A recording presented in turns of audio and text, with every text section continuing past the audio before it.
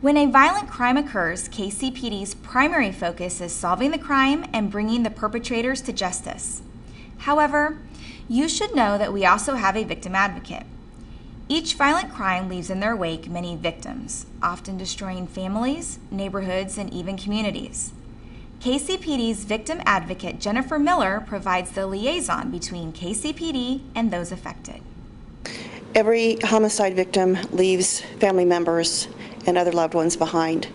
And part of what I do is find resources for family members, sometimes financial resources if there's no money to bury their loved one.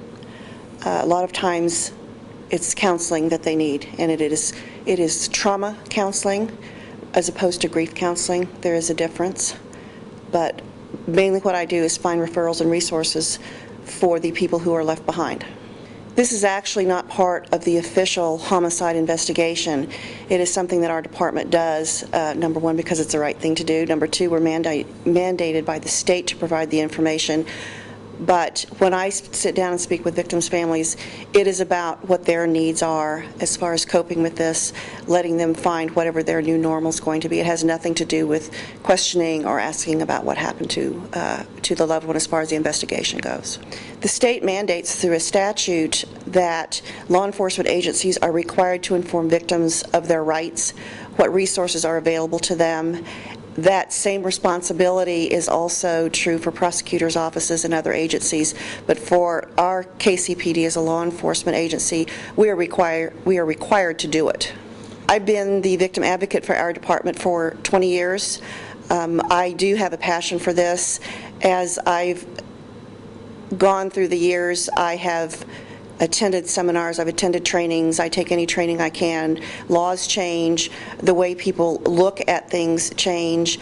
I get a lot of my information from victims themselves, and while it can be emotionally draining at times, I believe it's an important thing to do, and I think this is my calling. When I sit down with a victim's family, I am drawn into their event, and there has to be a fine line between becoming personally involved and remaining passionate about what I'm doing. But it is heartbreaking. I have spoken to far too many moms in the past few years about their children, and it hurts me too. I remember on 2 occasions in the last couple of years when I've sat down to talk with a victim's mother.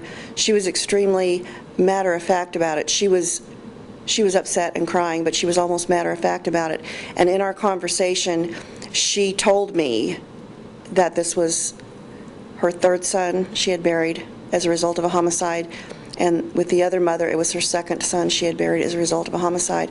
And that's almost too much to get your head around. Jennifer works with over 300 clients per year and also serves on a state board that reviews and suggests legislation that will assist and protect the victims of violent crime. I'm Officer Shelley Gaddis. Have a safe week.